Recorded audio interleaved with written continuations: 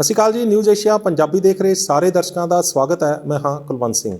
ਖਬਰਾਂ ਦੀ ਖਬਰ ਪ੍ਰੋਗਰਾਮ ਦੇ ਵਿੱਚ ਇੱਕ ਵਾਰ ਫਿਰ ਹਾਜ਼ਰ ਹੋਏ ਹਾਂ ਪੰਜਾਬੀ ਯੂਨੀਵਰਸਿਟੀ ਦੇ ਉੱਘੇ ਅਰਥ ਸ਼ਾਸਤਰੀ ਤੇ ਦੁਨੀਆ ਦੀ ਸਿਆਸਤ ਨੂੰ ਬੜੇ ਨੇੜੇ ਹੋ ਕੇ ਸਮਝਣ ਵਾਲੇ ਡਾਕਟਰ ਬਲਵਿੰਦਰ ਸਿੰਘ ਟਿਵਾਣਾ ਦੇ ਕੋਲ, ਤੇ ਉਹਨਾਂ ਤੋਂ ਸਮਝਣ ਦੀ ਕੋਸ਼ਿਸ਼ ਕਰਾਂਗੇ ਕਿ ਬੀਤੇ ਦਿਨੀ ਪ੍ਰਧਾਨ ਮੰਤਰੀ ਨਰਿੰਦਰ ਮੋਦੀ ਨੇ ਨੀਤੀ ਆਯੋਗ ਦੀ ਬੈਠਕ ਦੇ ਦੌਰਾਨ ਜਿਹੜਾ ਬਿਆਨ ਦਿੱਤਾ ਉਹਦੇ ਕੀ ਮਾਇਨੇ ਨੇ। ਪ੍ਰੋਫੈਸਰ ਸਾਹਿਬ, ਤੁਹਾਡਾ ਨਿਊਜ਼ ਏਸ਼ੀਆ ਪੰਜਾਬੀ 'ਚ ਬਹੁਤ ਬਹੁਤ ਸਵਾਗਤ ਹੈ। ਧੰਨਵਾਦ। ਪ੍ਰੋਫੈਸਰ ਸਾਹਿਬ, ਜਿੱਦਾਂ ਮੈਂ ਗੱਲ ਛੇੜੀ ਹੈ ਕਿ ਨੀਤੀ ਆਯੋਗ ਦੀ ਬੈਠਕ ਦੇ ਦੌਰਾਨ ਪ੍ਰਧਾਨ ਮੰਤਰੀ ਨਰਿੰਦਰ ਮੋਦੀ ਨੇ ਇੱਕ ਬਿਆਨ ਦਿੱਤਾ ਕਿ ਉੱਨਤ ਭਾਰਤ ਦੇ ਲਈ, ਉੱਨਤ ਭਾਰਤ ਵਾਸਤੇ ਨਿੱਜੀ ਜਿਹੜੇ ਸੈਕਟਰ ਨੇ ਉਹਨੂੰ ਸਹਿਯੋਗ ਦੇਣਾ ਜਿਹੜਾ ਉਹ ਬਹੁਤ ਜ਼ਰੂਰੀ ਹੈ। ਇਹ ਕਿਸ ਤਰ੍ਹਾਂ ਦੇਖਦੇ ਹੋ ਕਿ ਹਲੇ ਵੀ ਜਿਹੜਾ ਦਿਲ ਭਰਿਆ ਨਹੀਂ ਹੈਗਾ, ਹਲੇ ਹੋਰ ਕੁਝ ਵੀ ਪ੍ਰਾਈਵੇਟਾਈਜ਼ ਕਰਨ ਦੀ ਲੋੜ ਹੈ? ਦੇਖੋ, ਦੋ ਤਿੰਨ ਗੱਲਾਂ ਜਿਹੜੀਆਂ ਹਾਈਲਾਈਟ ਹੋਈਆਂ ਪ੍ਰਾਈਮ ਮਿਨਿਸਟਰ ਦੀਆਂ, ਜਿਹੜੀ ਉਹਨੇ ਗੱਲਬਾਤ ਕੀਤੀ ਹੈ, ਜਿਹਦੇ ਪੰਜਾਬ ਦੇ ਚੀਫ ਮਿਨਿਸਟਰ ਨੂੰ ਪਾਰਟੀਸਪੇਟ ਕਰਨਾ ਚਾਹੀਦਾ ਸੀ, ਉਹਦੇ 'ਚ ਪਾਰਟੀਸਪੇਟ ਨਹੀਂ ਕਰਿਆ। ਉਹਦੇ ਤੋਂ ਬਾਅਦ ਉਹਨਾਂ ਨੇ ਖੇਤੀ ਕਾਨੂੰਨਾਂ ਦੀ ਗੱਲ ਕੀਤੀ ਹੈ। ਅਸਲ 'ਚ ਖੇਤੀ ਕਾਨੂੰਨਾਂ ਬਾਰੇ ਉੱਥੇ ਗੱਲ ਕੀਤੀ ਨਹੀਂ ਗਈ ਹੈ ਨੀਤੀ ਆਯੋਗ 'ਚ। ਪਹਿਲੀ ਗੱਲ ਤਾਂ ਉਹਨੇ ਉੱਥੇ ਗੱਲ ਹੋਈ ਕੋਆਪਰੇਟਿਵ ਫੈਡਰਲਿਜ਼ਮ ਦੀ, ਵੀ ਸਹਿਯੋਗੀ ਜਿਹੜਾ ਸੰਘਵਾਦ ਹੈ ਉਹਦੀ ਗੱਲ। ਅਤੇ ਉਹ ਆਪਣੇ ਆਪ 'ਚ ਹੀ ਹੈ ਕਿ ਜਿੰਨਾ ਕੁਛ ਹੋ ਰਿਹਾ ਉਹ ਫੈਡਰਲਿਜ਼ਮ ਦੇ ਖਿਲਾਫ ਹੋ ਰਿਹਾ। ਖੇਤੀ ਕਾਨੂੰਨ ਜਿਹੜੇ ਸੂਬਿਆਂ ਦਾ ਅਧਿਕਾਰ ਸੀਗੇ, ਉਹ ਸੂਬਿਆਂ ਦੇ ਅਧਿਕਾਰ ਤੋਂ ਖੋਹ ਕੇ ਧੱਕੇ ਨਾਲ ਉਹ ਸੈਂਟਰ ਨੇ ਬਣਾਤੇ ਹੈ। ਇਹੋ ਜਿਹਾ ਕੁਛ ਪਹਿਲਾਂ ਵੀ ਕਈ ਵਾਰੀ ਹੋਇਆ। ਅਤੇ ਉਹਨੂੰ ਹੁਣ ਗੱਲ ਮਤਲਬ ਤੁਸੀਂ ਕੋਆਪਰੇਟਿਵ ਜਿਹੜੀ ਫੈਡਰਲਿਜ਼ਮ ਦੀ ਗੱਲ ਕਰੋ ਅਤੇ ਫੈਡਰਲਿਜ਼ਮ ਨੂੰ ਤੁਸੀਂ ਮੇਨਟੇਨ ਨਾ ਕਰੋ, ਜਿਹੜੇ ਸੂਬੇ ਹੈ ਉਹਨਾਂ ਨੂੰ ਤੁਸੀਂ ਉਸ ਤਰ੍ਹਾਂ ਦੇ ਅਧਿਕਾਰ ਨਾ ਦਿਓ, ਇਹ ਮਾੜੀ ਗੱਲ ਹੈ। ਅਤੇ ਸਗੋਂ ਚਾਹੀਦਾ ਤਾਂ ਜੀ ਸੂਬਿਆਂ 'ਤੇ ਛੱਡ ਦੇਣਾ ਚਾਹੀਦਾ ਸੀ ਇਹ ਖੇਤੀ ਸੈਕਟਰ, ਪਹਿਲਾਂ ਵੀ ਮੰਡੀਆਂ ਦਾ ਢਾਂਚਾ ਸਾਰਾ ਕੁਛ। ਦੂਜੀ ਗੱਲ ਇਹ ਬੜੀ ਹੋਰ ਤਰ੍ਹਾਂ ਦੀ ਹੈ ਕਿ ਜਦੋਂ ਤੁਸੀਂ ਇਹ ਕਹਿੰਦੇ ਹੋ ਵੀ ਹਾਂ ਜੀ ਨਿੱਜੀ ਖੇਤਰ ਨੂੰ ਬੜਾਵਾ ਦੇਣਾ ਚਾਹੀਦਾ ਖੇਤੀਬਾੜੀ 'ਚ, ਪਹਿਲਾਂ ਦਾ ਜਿਹੜਾ ਖੇਤੀਬਾੜੀ ਖੇਤਰ ਹੈ ਉਹ ਹੈ ਹੀ ਨਿੱਜੀ ਹੈ। ਉਹਦੇ 'ਚ ਤਿੰਨ ਤਰ੍ਹਾਂ ਦੇ ਫਾਰਮ ਹੈ ਜਿਹੜੇ ਖੇਤੀ ਲਈ ਹੈ। ਇੱਕ ਹੈਗਾ ਕਿ ਨਿੱਜੀ ਜਿਹੜੇ ਕਿਸਾਨ ਹੈ ਉਹਨਾਂ ਦੇ ਫਾਰਮ ਹੈ, ਉਹ ਵਾਹੁੰਦੇ ਹੈ। ਕੋਈ ਠੇਕੇ 'ਤੇ ਲੈ ਕੇ ਵੀ ਜ਼ਮੀਨ ਵਾਹੁੰਦਾ, ਉਹ ਵੀ ਆਪਣੀ ਕਿਸੇ ਦੀ ਜ਼ਮੀਨ ਵਾਹੁੰਦਾ, ਉਹ ਵੀ ਨਿੱਜੀ ਜ਼ਮੀਨ ਹੈ, ਨਿੱਜੀ ਜਾਇਦਾਦ ਹੈ।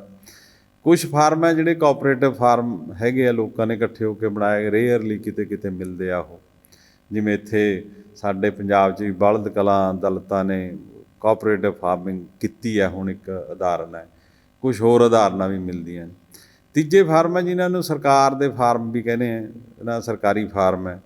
ਉਹ ਜਿਵੇਂ ਕਿਨੂਆਂ ਦਾ ਸੀ, ਰਾਜਸਥਾਨ ਦੇ ਵਿੱਚ ਇੱਕ ਸਰਕਾਰੀ ਫਾਰਮ ਸੀ ਨਾ, ਉੱਥੇ ਹੋਰ ਵੀ ਤਰ੍ਹਾਂ ਦੇ ਤਜਰਬੇ ਹੈ। ਅਤੇ ਉਹ ਹੁੰਦੇ ਆ ਕਿ ਜੇ ਸਰਕਾਰ ਦੇ ਪੱਧਰ 'ਤੇ ਸਿੱਧੇ ਹੀ ਕੋਈ ਟੈਸਟ ਜਾਂ ਰਿਸਰਚ ਜਾਂ ਖੋਜ ਦੇ ਲੈਵਲ 'ਤੇ ਇੱਕ ਫਾਰਮ ਬਣਦੇ ਆ, ਉਹ ਸਰਕਾਰੀ ਫਾਰਮ ਹੁੰਦੇ ਆ, ਉਹਨਾਂ ਨੂੰ ਸਟੇਟ ਫਾਰਮ ਕਹਿੰਦੇ ਆ। ਅਤੇ ਬਾਕੀ ਜਿਹੜੇ ਜਿਵੇਂ ਸਟੇਟ ਸਾਡੀਆਂ ਯੂਨੀਵਰਸਿਟੀਆਂ ਨੇ, ਚਾਹੇ ਉਹ ਸੈਂਟਰ ਦੀਆਂ ਹੋਵੇ ਸਟੇਟ ਦੀ ਹੋਵੇ, ਉਹਨਾਂ ਕੋਲ ਕੋਈ ਐਗਰੀਕਲਚਰ ਯੂਨੀਵਰਸਿਟੀਜ਼ ਜਿਹੜੀਆਂ ਉੱਥੇ ਖੋਜ ਕਰਦੀਆਂ ਨੇ ਉਹ ਹੁੰਦਾ। ਇਹ ਇਸ ਤਰ੍ਹਾਂ ਦਾ ਸਿਸਟਮ ਹੈ ਖੇਤੀ ਦਾ। ਲੇਕਿਨ ਮੈਜੋਰਿਟੀ ਨਾ 99.99% ਜਿਹੜੀ ਖੇਤੀ ਹੈ ਉਹ ਤਾਂ ਨਿੱਜੀ ਹੈ। ਉਹ ਤਾਂ ਲੋਕਾਂ ਦੀ ਜ਼ਮੀਨ ਹੈ, ਲੋਕ ਆਪਣੀ ਜ਼ਮੀਨ ਵਾਹੁੰਦੇ ਹੈ, ਆਪਣੀ ਜ਼ਮੀਨ 'ਤੇ ਕੰਮ ਕਰਦੇ ਆ, ਆਪਣੀ ਇਨਵੈਸਟਮੈਂਟ ਕਰਦੇ ਆ। ਅਤੇ ਜੇ ਮੈਂ ਪੰਜਾਬ ਦੀ ਉਦਾਹਰਨ ਦੇਵਾਂ ਤਾਂ ਪੰਜਾਬ ਦੇ ਵਿੱਚ 5 ਤੋਂ 5.5 ਲੱਖ ਦੇ ਵਿੱਚ ਟਰੈਕਟਰ ਹੈ। ਉਹ ਕਿਹਦਾ? ਉਹ ਤਾਂ ਕਿਸਾਨਾਂ ਦਾ। ਉਹ ਤਾਂ ਉਹਨਾਂ ਨੇ ਪੈਸੇ ਲਾਏ ਵੇ ਆ, ਉਹ ਤਾਂ ਨਿੱਜੀ ਪੈਸਾ ਹੀ ਅਗਲੇ ਨੇ ਲਾਇਆ ਵਾ, ਜਿਹੜਾ ਕੋਈ 20,000 ਕਰੋੜ ਦੇ ਕਰੀਬ ਬਣਦਾ।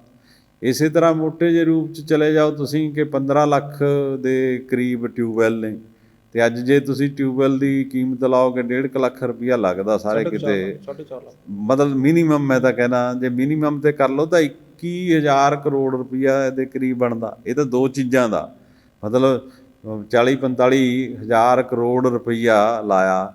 ਫਿਰ ਇੱਥੇ ਜਿੰਨੀਆਂ ਡਿਸਕ ਹੈਗੀਆਂ ਹੈ ਨਾ ਜੀ, ਜਿਹਨੂੰ ਹੈਰੋ ਕਹਿੰਦੇ ਆ, ਫਿਰ ਕਲਟੀਵੇਟਰ ਹੈ, ਹਲ ਨੇ, ਟਰਾਲੀਆਂ ਨੇ, ਕੰਬਾਈਨਾਂ ਨੇ, ਲੈਵਲਰ ਨੇ, ਜਿਹੜੇ ਕਰਾਹੇ ਨੇ, ਹੋਰ ਸਾਰਾ ਕੁਛ ਹੈ। ਇਹ ਸਾਰੇ ਕਰਾਹ ਜਿਹੜੇ ਮਾਰਨਾ ਹੈ ਨਾ ਜੀ, ਹੈਪੀ ਸੀਡਰ ਵੀ ਹੈਗੇ ਆ, ਥ੍ਰੈਸ਼ਰ ਵੀ ਹੈਗੇ ਆ। ਜੇ ਤੁਸੀਂ ਉਹ ਸਾਰੀ ਦੀ ਕੀਮਤ ਲਾ ਜਾਓ ਉਹ ਤਾਂ ਲੱਖਾਂ ਕਰੋੜ 'ਚ ਬਣ ਜਾਂਦੀ ਹੈ।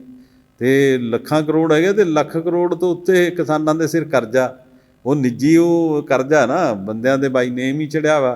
ਅਤੇ ਨਿੱਜੀਕਰਨ ਲਈ ਕੀ ਕਹਿ ਰਹੇ ਹੋ ਨਾ ਤੁਸੀਂ, ਉਹ ਪਬਲਿਕ ਸੈਕਟਰ ਜਿਹੜਾ ਉੱਥੋਂ ਤੁਸੀਂ ਭਜਾ ਲਿਆ, ਪਬਲਿਕ ਸੈਕਟਰ ਦੀ ਇਨਵੈਸਟਮੈਂਟ ਕਿਸੇ ਵੇਲੇ ਉੱਥੇ ਜਿਹੜੀ ਹੈ 16% ਨਾ ਜੀ ਸੀ, ਅਤੇ ਅੱਜ ਉਹ 4% ਤੋਂ ਵੀ ਥੱਲੇ ਹੈ। ਜਿਹੜੀ ਪਬਲਿਕ ਸੈਕਟਰ ਸਰਕਾਰ ਦੀ ਇਨਵੈਸਟਮੈਂਟ ਖੇਤੀਬਾੜੀ ਨੂੰ ਠੀਕ ਕਰਨ ਲਈ, ਢਾਂਚਾਗਤ ਜਿਹੜਾ ਉਹਨੂੰ ਕਾਇਮ ਕਰਨ ਲਈ, ਪਹਿਲਾਂ ਤਾਂ ਸਰਕਾਰੀ ਸਿੰਜਾਈ ਸਕੀਮਾਂ ਵੀ ਸੀਗੀਆਂ, ਉਹਦੇ 'ਚ ਪੈਸੇ ਲਾਏ ਜਾਂਦੇ ਸੀ, ਫਿਰ ਜਿਹੜੀਆਂ ਮੰਡੀਆਂ ਨੇ ਉਹਦੇ 'ਚ ਵੀ ਪੈਸੇ ਲਾਏ ਜਾਂਦੇ ਸੀ। ਸੋ ਫਿਰ ਇੱਕ ਗੱਲ ਹੋਰ ਕਹੀ ਵੀ ਹਾਂ ਜੀ ਇਹ ਪੁਰਾਣੇ ਹੋ ਗਏ ਕਾਨੂੰਨ, ਉਹ 'ਚ ਬਦਲਾਅ ਚਾਹੀਦਾ। ਇਹ ਤਾਂ ਕਿਸਾਨ ਵੀ ਮੰਗਦੇ ਰਹੇ ਹੈ, ਇਹ ਤਾਂ ਹੋਰ ਬਹੁਤ ਸਾਰੀਆਂ ਜਿਹੜੀਆਂ ਧਿਰਾਂ ਨੇ ਉਹ ਵੀ ਮੰਗਦੀਆਂ ਰਹੀਆਂ, ਕਿਸਾਨਾਂ ਦੀਆਂ ਜਥੇਬੰਦੀਆਂ ਵੀ ਮੰਗਦੀਆਂ ਵੀ ਹਾਂ ਸਾਨੂੰ ਇਹਦੇ 'ਚ ਬਦਲਾਅ ਚਾਹੀਦਾ। ਬਦਲਾਅ ਕਿਵੇਂ ਦੇ ਚਾਹੀਦੇ ਹੈ ਕਿ ਕਰਜ਼ਾ ਚਾਹੀਦਾ, ਟਾਈਮ ਸਿਰ ਕਰਜ਼ਾ ਹੋਵੇ ਅਤੇ ਸਾਰਾ ਕੁਛ ਹੋਵੇ, ਅਤੇ ਉਹ ਸਸਤਾ ਕਰਜ਼ਾ ਹੋਵੇ। ਅਤੇ ਜਦੋਂ ਕਰਜ਼ਾ ਬਹੁਤ ਚੜ੍ਹ ਗਿਆ ਉਦੋਂ ਕਰਜ਼ਾ ਮਾਫੀ ਦੀ ਮੰਗ ਵੀ ਹੋਈ ਹੈ। ਤੁਸੀਂ ਇਹਦੇ 'ਤੇ ਕਾਨੂੰਨ ਪਾਸ ਕਰ ਦਿਓ ਕਿ ਜਿੰਨਾ ਪ੍ਰਿੰਸੀਪਲ ਆ ਕਿਸੇ ਨੇ ਦਿੱਤਾ, ਅਤੇ ਜੇ ਉਹਦੇ ਨਾਲੋਂ ਉਨਾ ਹੀ ਸਰ ਛੋਟੂ ਰਾਮ ਵਾਲਾ ਵੀ ਉਨਾ ਹੀ ਵਿਆਜ ਵੀ ਦੇਤਾ, ਅਤੇ ਵਿਆਜ ਪਲੱਸ ਜਿਹੜਾ ਤੁਹਾਡਾ ਪ੍ਰਿੰਸੀਪਲ ਹੈ ਨਾ ਜੀ, ਉਹ ਰਾਸ਼ੀ ਦੇ ਬਰਾਬਰ ਦੇਤਾ, ਫਿਰ ਕਰਜ਼ਾ ਮਾਫ ਕਰ ਦਿਓ। ਇਹ ਕਾਨੂੰਨ ਬਣਾ ਦਿਓ। ਇਹ ਕਾਨੂੰਨ ਮੰਗ ਕਰ ਰਹੇ ਹੈ, ਇਹ ਤੁਸੀਂ ਨਹੀਂ ਬਣਾਇਆ। ਅਤੇ ਇਹਦੇ ਤੋਂ ਬਾਅਦ ਫਿਰ ਤੁਸੀਂ ਮੰਡੀਆਂ ਦੇ ਵਿੱਚ ਜਿਹੜਾ ਇਹ ਸਿਸਟਮ ਤੁਸੀਂ ਕਰਨ ਲੱਗੇ ਹੋ, ਉਹ ਹੋਰ ਕਹਿੰਦੇ ਆ ਸਗੋਂ ਵੀ ਹੋਰ ਉਹਨੂੰ ਤਕੜਾ ਕਰੋ। ਅਤੇ ਹੋਰ ਤਕੜਾ ਕੀ ਕਰੋ, ਉੱਥੇ ਸਟੋਰੇਜ ਦੀ ਫੈਸਿਲਿਟੀ ਦਿਓ, ਫਸਲ ਸਟੋਰ ਕਰਕੇ ਉਹਦੇ ਖਿਲਾਫ ਕਰਜ਼ਾ ਦਿਓ। ਫਿਰ ਤੁਸੀਂ ਇੱਥੇ ਪਹਿਲਾਂ ਪੰਜਾਬ ਦੇ ਵਿੱਚ ਕੁਛ ਮਹਿਕਮੇ ਸੀਗੇ, ਜਿਹੜੇ ਮਹਿਕਮੇ ਕਿਸਾਨਾਂ ਨੂੰ ਮਸ਼ੀਨਰੀ ਪ੍ਰੋਵਾਈਡ ਕਰਦੇ ਸੀ, ਹੈ ਨਾ। ਇੱਕ ਰੀਕਲੇਮੇਸ਼ਨ ਨਾਂ ਦੀ ਸੰਸਥਾ ਸੀਗੀ, ਜਿਹਦਾ ਹੈੱਡ ਆਫਿਸ ਲੁਧਿਆਣੇ ਹੁੰਦਾ ਸੀਗਾ, ਲੈਂਡ ਰੀਕਲੇਮੇਸ਼ਨ ਕਾਰਪੋਰੇਸ਼ਨ। ਉਹਦੇ ਰਾਹੀਂ ਤੁਸੀਂ ਜਿਹੜੇ ਬੁਲਡੋਜ਼ਰ ਵੀ ਦਿੰਦੇ ਸੀ, ਕੰਬਾਈਨਾਂ ਵੀ ਦਿੰਦੇ ਸੀ, ਟਰੈਕਟਰ ਵੀ ਦਿੰਦੇ, ਉਹ ਵਾਈਂਡ ਅਪ ਕਰਤੀ, ਖਤਮ ਕਰਤੀ। ਅਤੇ ਇਸ ਕਰਕੇ ਜਿਹੜੀ ਮਤਲਬ ਨਿੱਜੀ ਉਹ ਨਹੀਂ, ਅਸਲ 'ਚ ਪ੍ਰਾਈਮ ਮਿਨਿਸਟਰ ਦਾ ਮਨਸ਼ਾ ਜਿਹੜਾ ਉਹ ਹੈਗਾ ਕਾਰਪੋਰੇਟ ਪੂੰਜੀ, ਉਹਨੂੰ ਵਾੜਨਾ ਖੇਤੀ 'ਚ, ਉਹਨੂੰ ਖੇਤੀ 'ਚ ਵਾੜ ਕੇ ਉਹਦਾ ਕਰ ਰਿਹਾ ਵੀ ਉਹ ਨਿੱਜੀ ਕਰਨ ਦਾ ਮਤਲਬ ਉਹਨਾਂ ਦਾ ਇਹ ਨਹੀਂ ਹੈ ਵੀ ਕਿਸਾਨ ਨਿੱਜੀ ਖੇਤੀ ਕਰਦੇ ਆ ਅਤੇ ਖੇਤੀ ਕਰੀ ਜਾ ਰਿਹਾ, ਇਹ ਚਾਹੀਦਾ। ਉਹ ਨਹੀਂ, ਉਹ ਤਾਂ ਕਹਿੰਦੇ ਆ ਵੀ ਕਾਰਪੋਰੇਟ ਨੂੰ ਲਿਆਓ, ਅਬਾਨੀ ਅਦਾਨੀ ਨੂੰ ਇੱਥੇ ਵਾੜੋ, ਉਹਨਾਂ ਦੇ ਸਟੋਰੇਜ ਬਣਾਓ, ਉਹਨਾਂ ਨੂੰ ਤੁਸੀਂ ਠੇਕੇ 'ਤੇ ਜ਼ਮੀਨ ਵਾਹੁਣ ਲਈ ਦਿਓ, ਅਤੇ ਉਹਨਾਂ ਨੂੰ ਠੇਕੇ 'ਤੇ ਜ਼ਮੀਨ ਜਿਹੜੀ ਹੈ ਵਾਹ ਕੇ ਫਿਰ ਉਹਨਾਂ ਦੀ ਮਾਰਕੀਟ ਲਈ ਖੁੱਲ੍ਹੀ ਮੰਡੀ ਕਰ ਦਿਓ। ਇਹ ਉਹਨਾਂ ਦਾ ਨਿੱਜੀਕਰਨ ਨਹੀਂ, ਇਹ ਕਾਰਪੋਰਾਈਟਾਈਜੇਸ਼ਨ ਕਰਨਾ, ਇਹਦਾ ਕਾਰਪੋਰਾਈਟੇਸ਼ਨ ਕਰਨ ਦਾ ਨਾ, ਵੀ ਕਾਰਪੋਰੇਟ ਨੂੰ ਸਾਰਾ ਕੁਛ ਦੇਣ ਦਾ ਮਨਸ਼ਾ ਜਿਹੜਾ ਉਹ ਕਹਿ ਰਹੇ ਹੈ। ਅਤੇ ਜਿਹੜੇ ਕਿਸਾਨ ਅੰਦੋਲਨ ਚੱਲ ਰਿਹਾ ਉਹ ਤਾਂ ਇਹਦੇ ਖਿਲਾਫ ਚੱਲ ਰਿਹਾ, ਉਹ ਬਾਰ-ਬਾਰ ਪਾਰਲੀਮੈਂਟ 'ਚ ਵੀ ਕਹਿ ਰਹੇ ਆ ਵੀ ਹਾਂ ਜੀ ਉਹਨਾਂ ਦੇ ਫਾਇਦੇ 'ਚ ਹੈ ਕਾਨੂੰਨ, ਅਤੇ ਇੱਥੇ ਵੀ ਉਹੀ ਡਿਫੈਂਸ ਜਿਹੜੀ ਹੈ ਕਰਨ ਦੀ ਕੋਸ਼ਿਸ਼ ਕੀਤੀ। ਅਸਲ 'ਚ ਨਿੱਜੀ ਕਰਨੀ, ਨਿੱਜੀ ਪੂੰਜੀ ਕਿਸਾਨਾਂ ਨੇ ਲਾਈ ਵੀ ਆ, ਆਪਣੀ ਬਲਬੂਤੇ 'ਤੇ ਕਰਦੇ ਆ। ਸਗੋਂ ਉੱਥੇ ਪਬਲਿਕ ਇਨਵੈਸਟਮੈਂਟ, ਸਰਕਾਰੀ ਇਨਵੈਸਟਮੈਂਟ ਵਧਾਉਣ ਦੀ ਲੋੜ ਆ ਖੇਤੀਬਾੜੀ 'ਚ, ਹੋਰ ਢਾਂਚਾ ਬਿਲਡ ਕਰਨ ਲਈ।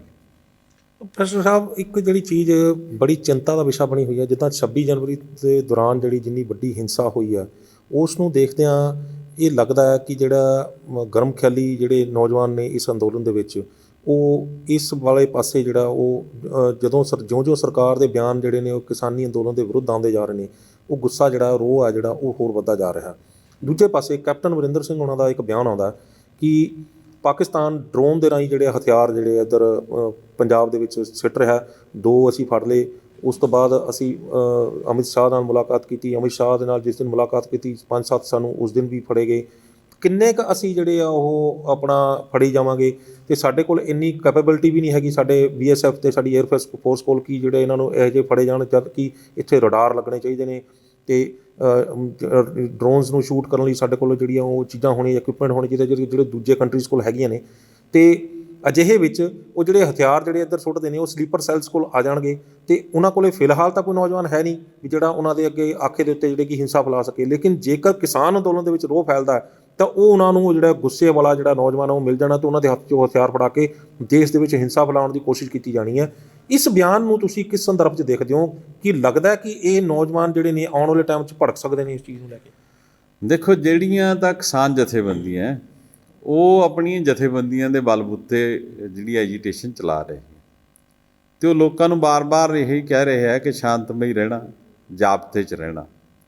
ਇਸੇ ਕਰਕੇ ਅੱਜ ਤੱਕ ਜਿੱਥੇ ਅੰਦੋਲਨ ਚੱਲ ਰਿਹਾ 26 ਨਵੰਬਰ ਦਾ 25 ਨਵੰਬਰ ਤੋਂ 26 ਨਵੰਬਰ ਤੋਂ, ਉੱਥੇ ਕੋਈ ਇਸ ਤਰ੍ਹਾਂ ਦੀ ਕੋਈ ਹਿੰਸਾ ਨਹੀਂ ਹੋਈ। ਕਿਸੇ ਨੇ ਕੋਈ ਕੁੱਟਮਾਰ ਨਹੀਂ ਕਰੀ, ਕੋਈ ਦੁਕਾਨ ਲੁੱਟੀ ਨਹੀਂ ਗਈ, ਕੁਛ ਨਹੀਂ ਹੋਇਆ। ਲੇਕਿਨ ਇਹਦੇ ਉਲਟ ਸਰਕਾਰ ਵੱਲੋਂ ਇਹ ਪ੍ਰਚਾਰ ਹੁੰਦਾ ਰਿਹਾ ਵੀ ਇਹ ਨਕਸਲੀ ਹੈ ਜੀ, ਇਹ ਖਾਲਸਤਾਨੀ ਹੈ ਜੀ, ਇਹ ਫਲਾਣੇ ਹੈ ਜੀ, ਇਹ ਹੈਗੇ ਹੈ। ਅਤੇ ਸਰਕਾਰਾਂ ਜਦੋਂ ਸ਼ਰਾਰਤ ਕਰਾਉਣ ਦੇ ਆਉਂਦੇ ਆ, ਕਿਸੇ ਦੇ ਲੈਵਲ ਦੀ ਵੀ ਸ਼ਰਾਰਤ ਕਰਾ ਸਕਦੇ ਆ। ਅਤੇ ਜਿਹੜੀ 26 ਤਰੀਕ ਨੂੰ ਹੋਈ, 26 ਜਨਵਰੀ ਨੂੰ, ਉਹਦਾ ਹੁਣ ਤੱਕ ਵੀ ਇਹੀ ਮੰਗ ਹੋ ਰਹੀ ਹੈ ਵੀ ਇੰਡੀਪੈਂਡੈਂਟ ਏਜੰਸੀ ਤੋਂ ਜਾਂਚ ਕਰਾਓ ਕਿਵੇਂ ਹੋਈ ਇਹ। ਬਿਲਕੁਲ, ਰਵੀ ਸਿੰਘ ਹੋਣਾ ਨੇ ਵੀ, ਜਿਹੜਾ ਖਾਲਸਾ ਏਡ ਵਾਲੇ ਰਵੀ ਸਿੰਘ ਹੋਣਾ ਨੇ ਵੀ ਇੱਕ ਵੀਡੀਓ ਤੇ ਪੋਸਟਾਂ ਪਾ ਕੇ ਗੱਲ ਮੰਗ ਕੀਤੀ ਹੈ ਕਿ ਇਸ ਚੀਜ਼ ਦੀ ਵੱਡੇ ਪੱਧਰ ਤੇ ਜਾਂਚ ਹੋਣੀ ਚਾਹੀਦੀ ਹੈ। ਜਿੰਨੀਆਂ ਵੀ ਵੀਡੀਓਜ਼ ਤੁਹਾਡੇ ਕੋਲ ਹੈਗੀਆਂ ਨੇ, ਸਾਰੇ ਲੋਕਾਂ ਨੂੰ ਅਪੀਲ ਕੀਤੀ ਹੈ ਵੀ ਸਾਨੂੰ ਸੈਂਡ ਕਰੋ, ਅਸੀਂ ਆਪਣੇ ਵਕੀਲਾਂ ਦਾ ਪੈਨਲ ਬਣਾ ਕੇ ਇਹਦੇ 'ਤੇ ਜਾਂਚ ਕਰਵਾਵਾਂਗੇ। ਇਹ ਸਰਕਾਰੀ ਹੋ ਸਕਦੀ ਹੈ, ਪਰ ਮੈਂ ਇਹ ਕਹਿਣਾ ਕਿ ਜਿਸ ਤਰ੍ਹਾਂ ਦੇ ਲੋਕ, ਜਿਸ ਤਰ੍ਹਾਂ ਦੀ ਹਿੰਸਾ ਇਹ ਭੜਕੀ ਹੈ, ਕੁਛ ਲੋਕ ਤਾਂ ਜਿਹੜੇ ਨੇ ਉਹਨਾਂ ਦੇ ਪਿੱਛੇ ਵੀ ਲੱਗੇ, ਜਿਹੜੇ ਗਏ ਨੇ ਉਹ ਗਰਮ ਖਿਆਲੀ ਸੀ। ਕੀ ਉਹਨਾਂ ਨੇ ਗਰਮ ਖਿਆਲੀਆਂ ਨੂੰ ਅੱਗੇ ਚੱਲ ਕੇ ਉਹਦਾ ਮਿਸਯੂਜ਼ ਹੋ ਸਕਦਾ? ਦੇਖੋ, ਮਿਸਯੂਜ਼ ਹੋ ਸਕਦਾ। ਕਿਸੇ ਦੀਆਂ ਜਿਹੜੀਆਂ ਭਾਵਨਾਵਾਂ ਹੁੰਦੀਆਂ ਉਹਨਾਂ ਨੂੰ ਭੜਕਾਇਆ ਜਾ ਸਕਦਾ, ਉਹਨਾਂ ਨੂੰ ਵਰਤਿਆ ਜਾ ਸਕਦਾ।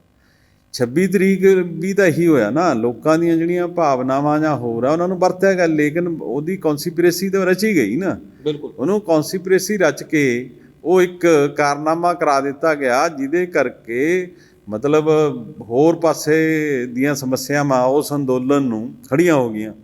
ਇਸ ਵੇਲੇ ਇਹ ਤਾਂ ਨਹੀਂ ਹੋ ਸਕਦਾ ਕਿਸਾਨ ਜਥੇਬੰਦੀਆਂ ਆਪਣੇ ਅੰਦੋਲਨ ਨੂੰ ਆਪ ਹੀ ਖਰਾਬ ਕਰਨਗੀਆਂ, ਐਸੇ ਨਲਾਇਕ ਤਾਂ ਹੈ ਨਹੀਂ ਉਹਨਾਂ ਦੇ ਲੀਡਰ, ਉਹਦਾ ਸਿਆਣੇ ਹੈ। ਇਸ ਲਈ ਜਿਹੜੀ ਤੁਸੀਂ ਗੱਲ ਕਹਿੰਦੇ ਹੋ ਬਾਹਰੋਂ ਹਥਿਆਰ ਲਿਆਓ, ਉੱਥੇ ਹਥਿਆਰ ਗਿਰ ਗਏ, ਇੱਥੇ ਦਾ ਹਥਿਆਰ ਇੱਥੋਂ ਵੀ ਸਪਲਾਈ ਹੋ ਸਕਦੇ ਆ, ਸਮਗਲਰ ਕਿਹੜੇ ਨਹੀਂ ਹੈ। ਯੂਪੀ ਦੇ ਵਿੱਚ ਕਿੰਨੀਆਂ 100 ਤੋਂ ਵੱਧ ਗੈਂਗ ਤਾਂ ਪੰਜਾਬ 'ਚ ਤੁਰੇ ਫਿਰਦੇ ਆ। ਕਾਂਗਰਸ ਦਾ ਲੀਡਰ ਗੈਂਗ ਬਾਹਰ 'ਚ ਮਾਰ ਹੀ ਦਿੱਤਾ ਨਾ। ਅਤੇ ਜਿਹੜੇ ਗੈਂਗ ਤੁਰੇ ਫਿਰਦੇ ਆ, ਤੁਸੀਂ ਉਹਨਾਂ ਨੂੰ ਯੂਜ਼ ਕਰ ਸਕਦੇ ਹੋ, ਤੁਸੀਂ ਹੋਰ ਨੂੰ ਯੂਜ਼ ਕਰ ਸਕਦੇ ਹੋ, ਫਿਰ ਤੁਸੀਂ ਇਹਨਾਂ ਨੂੰ ਕਿਸਾਨਾਂ ਦੇ ਨਾਂ 'ਤੇ ਲਾ ਕੇ ਯੂਜ਼ ਕਰ ਸਕਦੇ ਹੋ, ਪੋਸੀਬਿਲਿਟੀ ਹੈ। ਲੇਕਿਨ ਵੱਡੀਆਂ ਰੈਲੀਆਂ, ਬਰਨਾਲੇ ਕੱਲ੍ਹ ਰੈਲੀ ਹੋਈ ਜੀ, ਚੰਡੀਗੜ੍ਹ ਵੀ ਹੋਈ, ਮੋਗੇ ਵੀ ਹੋਈ, ਲੋਕ ਆਮ ਤੌਰ 'ਤੇ ਹੀ ਮਿਲਦੇ ਆ, ਉਹਨਾਂ 'ਚ ਐਸਾ ਐਲੀਮੈਂਟ ਤਾਂ ਕੋਈ ਹੈ ਨਹੀਂ। ਐਸਾ ਐਲੀਮੈਂਟ ਜਿਹੜਾ ਉਹ ਵੀ ਕਹਿੰਦੇ ਵੀ ਸਾਡਾ ਇਹਦੇ ਨਾਲ ਭਾਈ ਕੋਈ ਸੰਬੰਧ ਨਹੀਂ, ਅਸੀਂ ਤਾਂ ਕਿਸਾਨੀ ਮੁੱਦੇ ਦੇ ਉੱਤੇ, ਕਿਸਾਨੀ ਮੰਗਾਂ ਦੇ ਉੱਤੇ ਖੜ੍ਹੇ ਹਾਂ ਅਤੇ ਕਿਸਾਨੀ ਮੰਗਾਂ ਦੇ ਉੱਤੇ ਖੜ੍ਹ ਕੇ ਆਪਣਾ ਕਰਦੇ ਹਾਂ। ਅਤੇ ਇਸ ਮੂਵਮੈਂਟ ਨੂੰ ਫੇਲ ਕਰਨ ਲਈ ਜਿਹੜੀ ਸਰਕਾਰ ਹੈ ਉਹ ਕਿਸੇ ਹੱਦ ਤੱਕ ਵੀ ਜਾ ਸਕਦੀ ਹੈ। ਜਿਵੇਂ ਦਾ ਆੜੀਅਲ ਰਵੱਈਆ ਅਤੇ ਜਿਵੇਂ ਦਾ ਮਤਲਬ 28-29 ਤਰੀਕ ਨੂੰ ਉੱਥੇ ਬੰਦੇ ਭੇਜੇ ਗਏ ਜਨਵਰੀ ਨੂੰ ਅਟੈਕ ਕਰਨ ਲਈ, ਵੀ ਇੱਥੇ ਲੋਕਲ ਬੰਦੇ ਖਰਾਬ ਹੈਗੇ ਆ ਜੀ। ਟਿੱਕਰੀ ਬਾਰਡਰ 'ਤੇ ਹੀ ਭੇਜੇ ਗਏ, ਸਿੰਘੂ 'ਤੇ ਹੀ ਭੇਜੇ ਗਏ, ਗਾਜੀਪੁਰ ਵੀ ਭੇਜੇ ਗਏ, ਅਤੇ ਮੁੜ ਕੇ ਤਾਂ ਕੁਛ ਹੋਇਆ ਨਹੀਂ।